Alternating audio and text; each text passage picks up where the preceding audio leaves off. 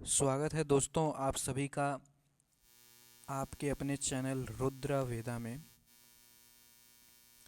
आज हम बात करेंगे इस चैनल पे हम क्या क्या करने जा रहे हैं। देखिए, ये चैनल बीएमएस के छात्रों के लिए बनाया जा रहा है और इसमें हम मुख्यतः अभी प्रथम वर्ष के या प्रथम फेज़ या कहीं कहीं प्रॉफ बोला जाता है, प्रथम प्रॉफ के बीएमएस के, जिसका अवधि 1.5 साल का होता है, 1.5 ईयर का। उसमें जो सब्जेक्ट्स आते हैं, 5 सब्जेक्ट्स हैं टोटल। आप जानते ही होंगे, संस्कृत, पीवी, रचना शरीर, क्रिया शरीर और संहिता अध्ययन। तो जिसमें हम संहिता अध्ययन 1, ये प्रथम वर्ष के छात्रों के लिए बताया गया है। तो इसको हम आपके समक्ष इसके बारे में हम बताएंगे। उसके बाद हम धीरे धीरे करके इस चैनल पर सभी क्लासेस को उपलब्ध कराएंगे, संहिता अध्ययन, क्रिया शरीर, सब कुछ। अभी हम संहिता अध्ययन के सिलेबस के बारे में बताना चाहते हैं कि संहिता अध्ययन 1 ये फर्स्ट है, संहिता अध्ययन फर्स्ट, संहिता अध्ययन सेकंड फेज में आता है। तो संहिता अध्ययन फर्स्ट ये आपके विषय का, सब्जेक्ट का नेम है। तो संहिता अध्ययन 1 के अंतर्गत आपको क्या पढ़ना पड़ेगा? आपको 2 चीज़ें पढ़नी है, 2 संहिताएं पढ़नी है। एक अष्टांग हृदय संहिता पढ़नी है, दूसरी चरक संहिता पढ़नी है। अष्टांग हृदय संहिता आचार्य वाग्भट्ट जी ने लिखा था। किसने लिखा था? आचार्य वाग्भट्ट जी ने।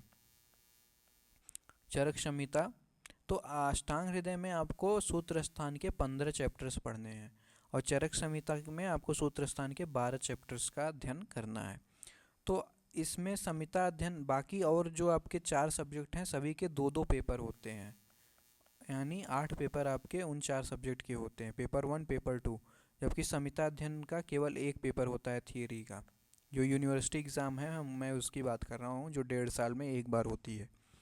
और एक केवल ओनली सिंगल थियरी पेपर होता है, पेपर 1, वो 100 नंबर का होता है।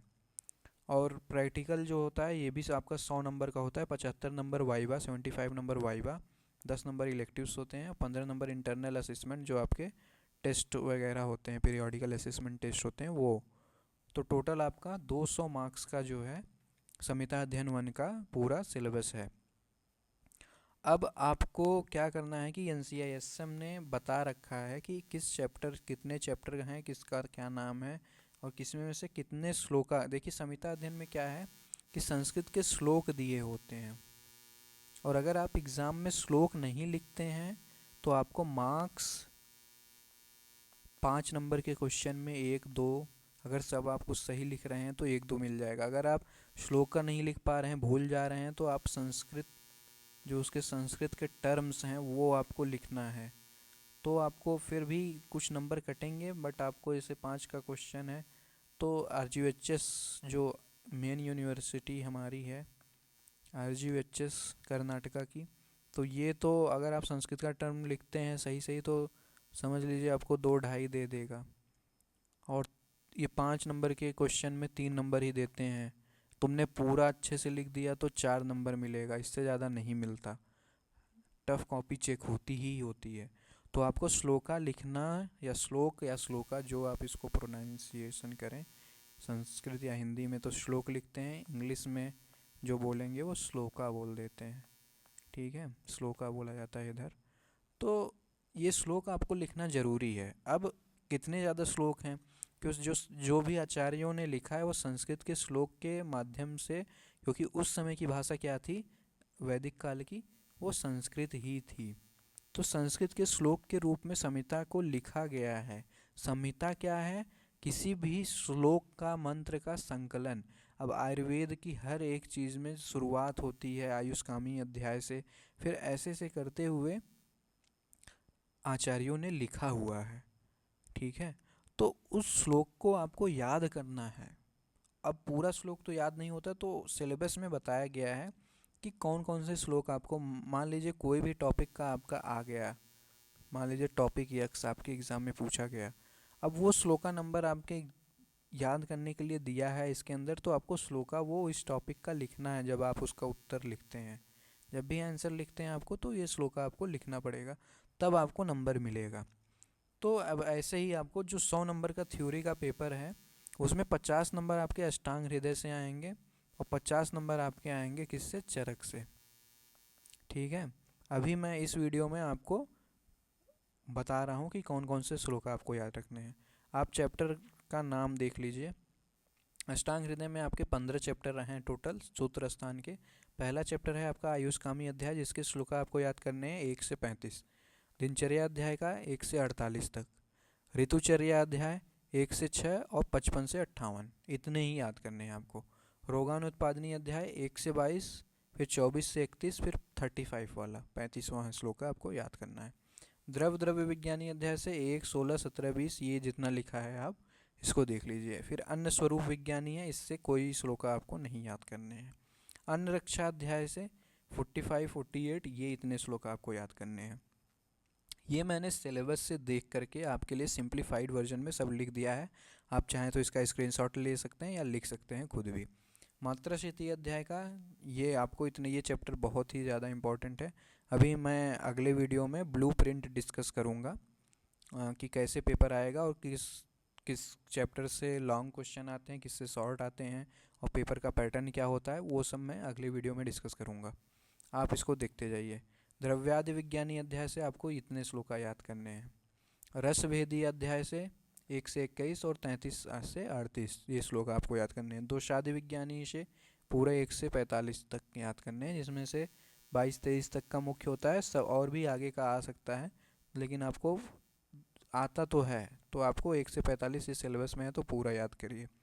ज़्यादा हो जाता है मुझे मालूम है, बट ये कहीं ना कहीं दोषादि विज्ञानी आपको क्रिया शारीर में भी मिलेगा, तो वहाँ से भी आपको ये इंटरलिंक्ड होते हैं। देखिए जो संहिता होती है, संहिता के टॉपिक कहीं से कहीं भी सब्जेक्ट में, अब क्रिया शारीर कुछ चैप्टर जो क्रिया शारीर का, अभी आप अगर नए होंगे तो आपको समझ धीरे धीरे समझ में आ जाएगा।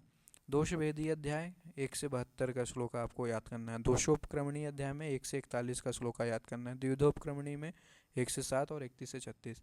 ये जो शोधनादि संग्रहणी अध्याय है, इससे कोई श्लोका नहीं याद करने हैं, न इससे MCQ आता है, न SAQ आता है यानी शॉर्ट आंसर क्वेश्चन, न ही लॉन्ग क्वेश्चन आता है, तो इससे कुछ नहीं आता।